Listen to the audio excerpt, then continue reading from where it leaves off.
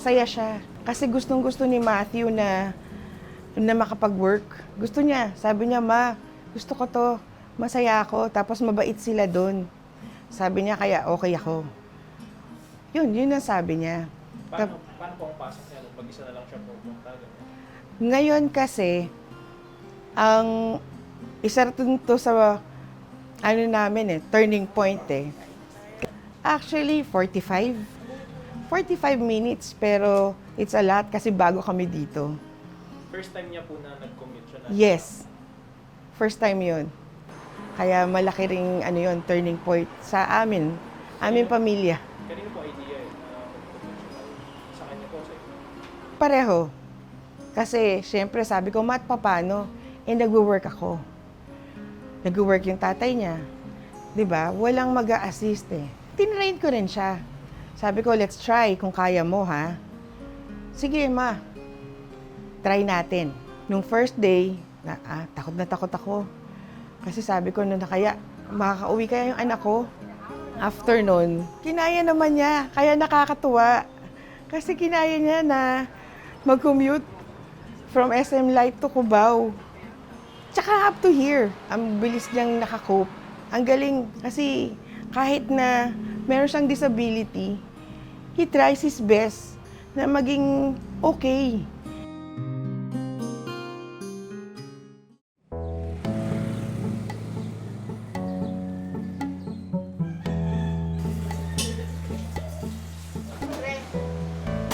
Pag Friday kasi, yun yung araw na nakadedicate ako na magsistay doon to supervise them doon sa SM.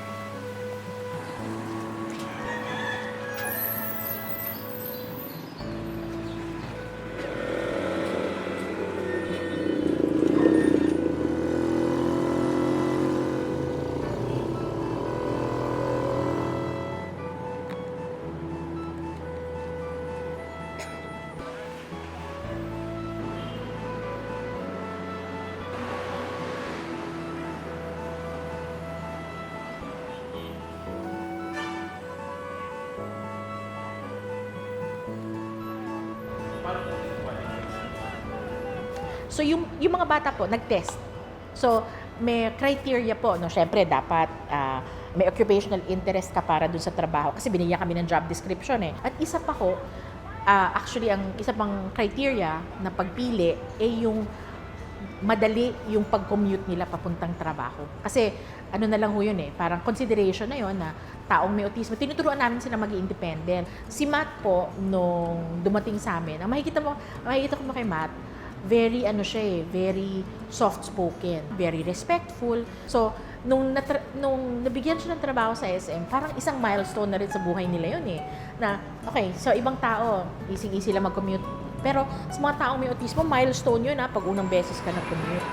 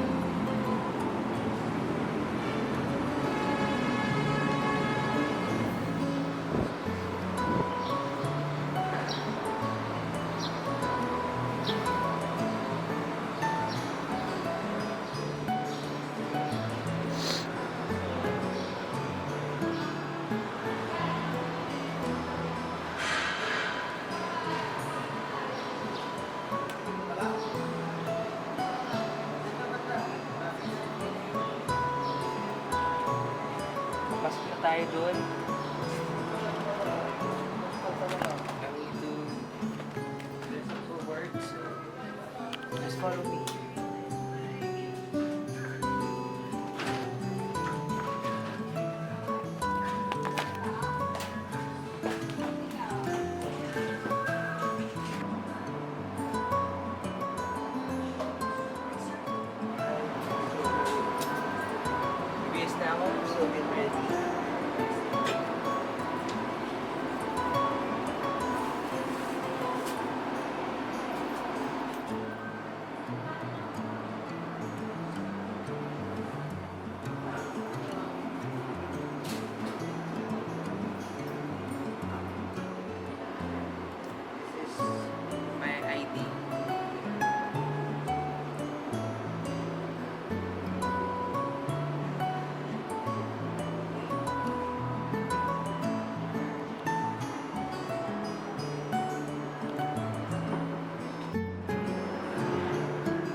slowly nakita ko rin yun, yung development ni Matthew. Na ang happy siya, socialization, meron. Tapos, ayaw niya nag-absent doon. Dahil alam niya na marami siyang natututunan. Pagbalik niya sa school, lagi siya nagkikwento. Na ma, ito yung ginawa namin. Ito yung nalaman ko. Tapos, pagtagal-tagal, yun na nga, paano na maging independent. Doon din naman niya natutunan yun.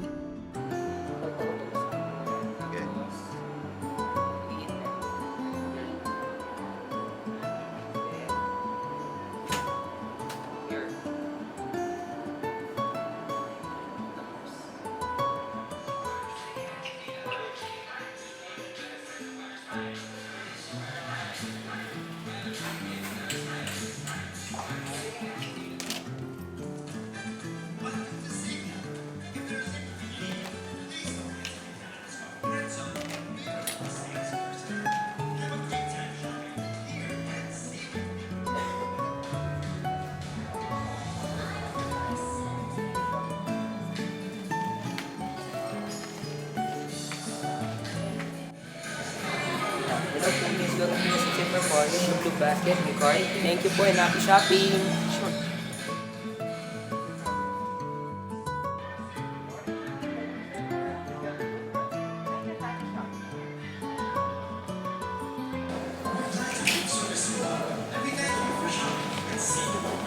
Good morning po, sir. And ma'am, please share your basket po. Welcome to SNC po. Thank you po and happy shopping. Thank you.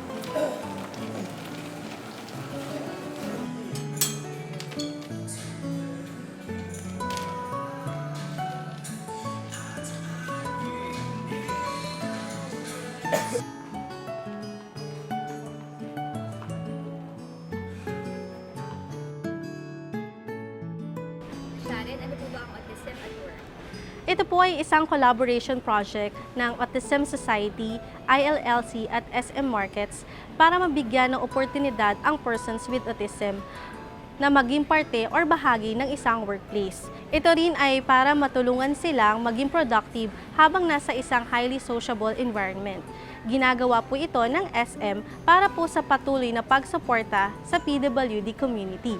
In fact, hindi po ito ang unang proyekto ng SM sa persons with autism. Happy shopping! Here to serve! Shoppers, happy shopping! Here to serve! Go? Alright guys, let's go. Ang SM Cares ay matagal nang nakikipag-ugnayan sa Autism Society para sa proyekto ng PWAs. Kasalukuyan nasa pilot run po kami ng Autism at Work dito sa Seymour Life Mall sa Mandaluyong. 2 months po magra-run ang aming programa at ika-third week na po namin ngayon. Pagkatapos po ng 2 months ay pag-aaralan po namin kung ano ang magiging direction or overall direction ng aming programa.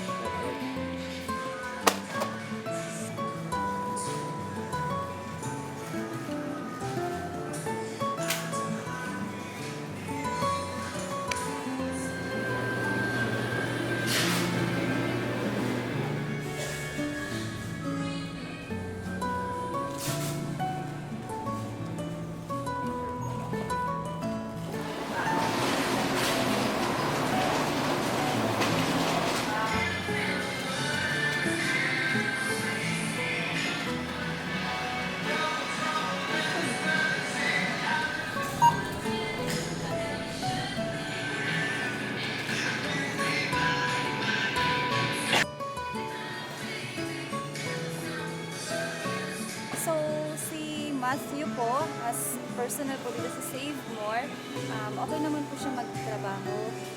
Mas pulido po siya gumawa. And yung mga stray items is na ibabalik na po ng maayos sa shelves.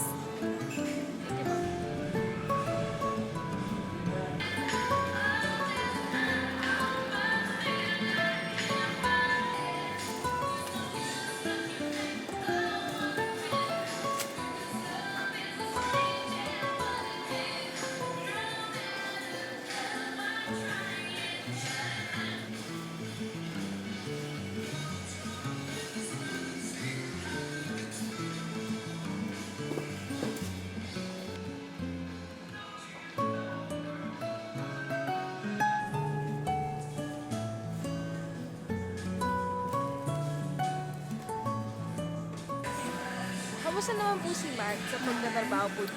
Si Matt po, okay naman po siya. Kapag may mga customer po nagtatanong kung nasaan yung mga items, nasasabi naman po nila kung nasaan yun. Na-assist naman po nila na maayos yung mga customer natin.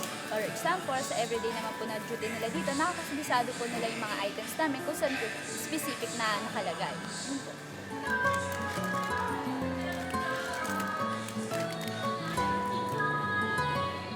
Actually, ma'am, si Matt po is well-trained naman po siya. And kapag kasi inuutusan po natin siya, and talaga pong totally na sumusunod siya and nagpa-follow po siya dun sa ano natin, dun sa talagang binigay na instruction sa kanya. And nafa-follow niya naman po lahat ng instruction. Kaya yun po yung ano, sabi lang po namin, ma'am, as a normal person po, wala naman po halos pinagkaiba, basta binigyan lang po natin siya ng total instruction po and masusunod naman po yun.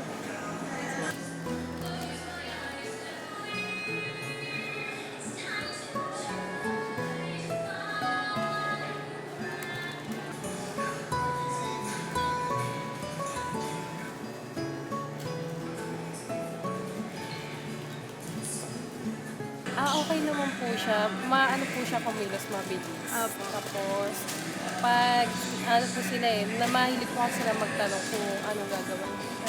Or kung saan nila, kung saan nila ilalagay yung mga items. Nagtatanong po sila. Tapos, medyo mabilis po silang kumilos.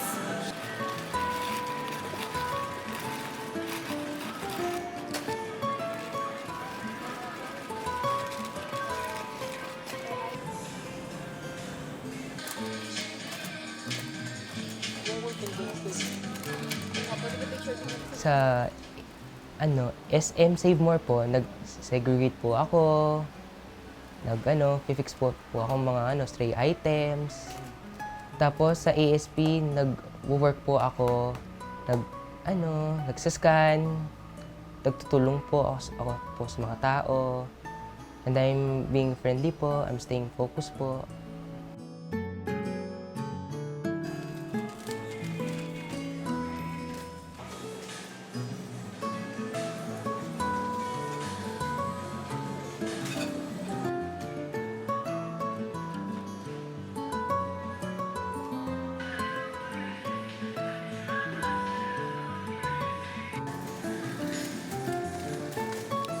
Sa programa po ng pagkaka-hire sa kanila, ano yung challenge naman dun para dun sa mga Actually, sa kanila ngayon, syempre, unang-una, bago, di ba?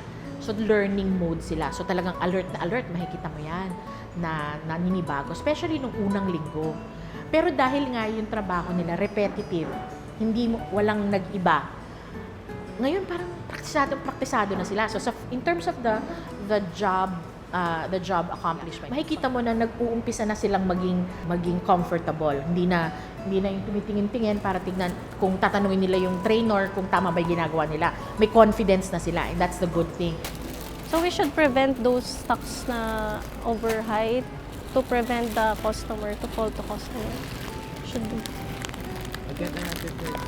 It's okay. You can target another basket. Okay. It's okay.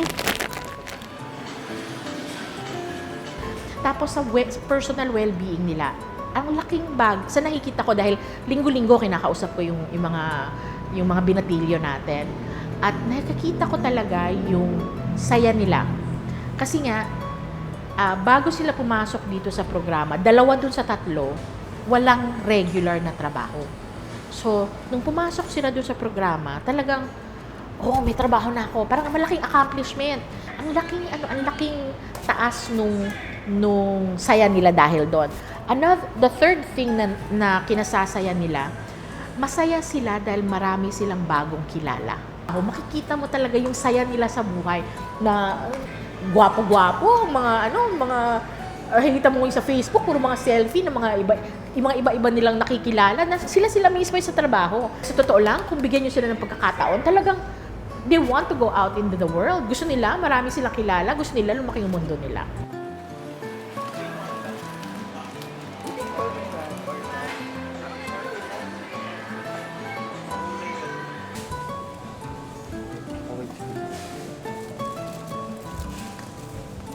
meron po kaming 3 PWAs dito sa Save More Light na tumutulong sa mga gawain sa selling area. Kaya naman dahil dyan ay nagagawa nila ang task na naka-assign sa kanila at natutuwa kami na maayos ang kanilang performance. At kami naman dito sa Save More ay handang tumulong at umalalay kung kailangan nila.